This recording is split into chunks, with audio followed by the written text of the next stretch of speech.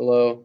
Alright, so I was trying to do this the first time, but then I messed it up because I started going on a tangent. I want to keep this short. Um, so this video is supposed to give you some help if you need help figuring out how to calculate kinetic and potential energy. This is a worksheet very similar to your own, though it's a little bit more complicated, and so I'm going to simplify it to the difficulty level that you're working at. So anyway, let's read through the problems. Every time you get a problem, the first thing you always want to do is just pick out the numbers and then read through it to get a sense of what's going on. So a 10-kilogram ball is rolling at 3 meters per second. This sentence with the blank in it is asking what type of energy is described here. We have two types of energy. We have kinetic and potential energy. Kinetic is about movement, so it's about objects that move, whereas potential is all about elevation. It has nothing to do with movement. It only has to do with an object, where an object is seated. Okay, so this first one, is this kinetic or potential? I would say it's kinetic because this object, this ball, is in motion. It's rolling. So this is kinetic. All right, so next it asks us to calculate. So we need to start our problem-solving procedure. Step number one is to draw a diagram and label it. All right, so we have a 10-kilogram ball. So here's our ball with a mass of 10 kilograms, moving at a speed of 3 meters per second. Okay. So step two is to set up our equation. Our equation is kinetic energy is equal to 1/2 times the mass of the object times the velocity of the object squared. Part 3, step 3, just plug in our numbers and solve the problem. Okay, so kinetic energy, that's what we're looking for. I'm going to write up here so I have a little bit more space. Kinetic energy, that's what we're looking for. We don't know what it is equal to 1/2. 1/2 is just a number, so we can't change that. M is mass. We have the mass, it is 10 kilograms, so I'm going to plug that in. Times velocity squared. We have a velocity right here. And make sure you square that. So we need to do the exponent first. You always use exponents first, right?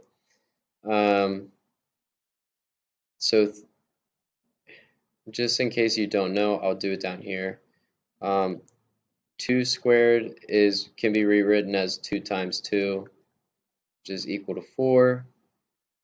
X squared would be rewritten as x times x. So all this exponent is telling you, all that tells you is how many times the number is multiplied by itself. So another example, like we have here, 3 squared, that can be rewritten as 3 times 3, which is equal to 9. So here we have 9 meters squared over second squared times 1/2 times 10 kilograms. Okay, so I just brought everything else down because we didn't touch it. We only did the exponent.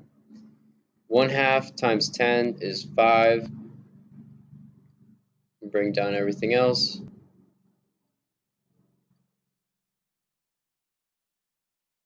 5 times 9 is 45. And the unit for energy is always joules. Okay, so there we go with part one. Get rid of that.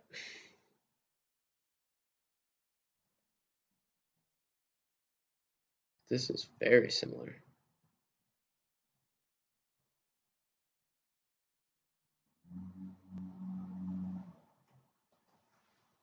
Okay, so a cinder block is sitting on a platform that is 20 meters high.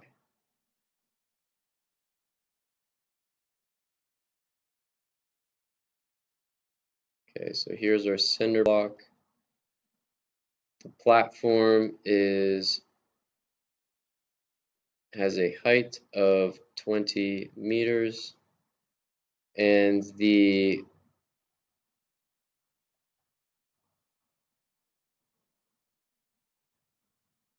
cinder block has a mass of 790 kilograms. That is a huge block. What type of energy does it have? Well, this one's going to be potential.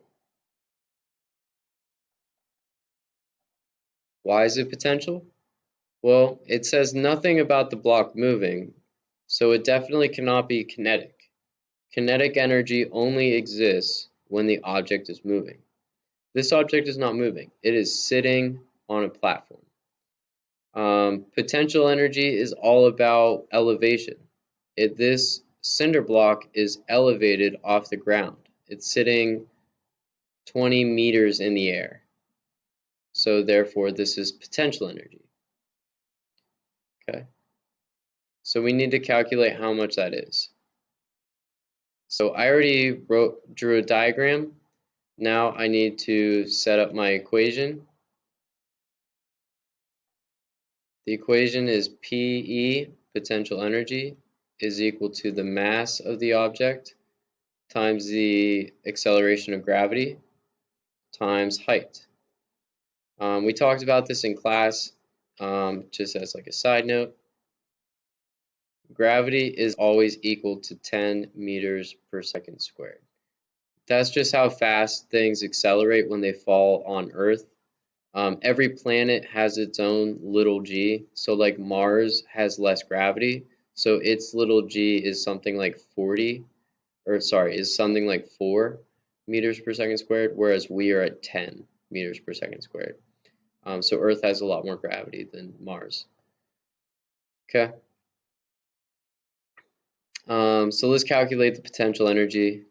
PE is equal to mass, which is 790 kilograms, times 10 meters per second squared, because that's little g, times the height, oops, not h, times the height, which is 20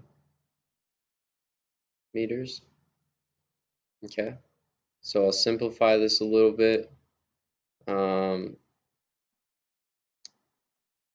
PE is equal to 7,900 because I just multiplied 790 times 10.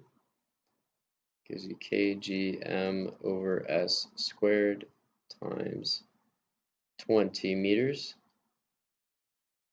Well, I can't do that in my head, so let's get a calculator out here.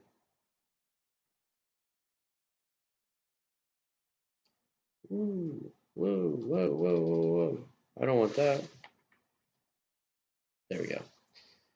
7,900 times 20. That gives us a potential energy equal to 158,000 joules. And there you go. And yeah, you're just going to do that for everything.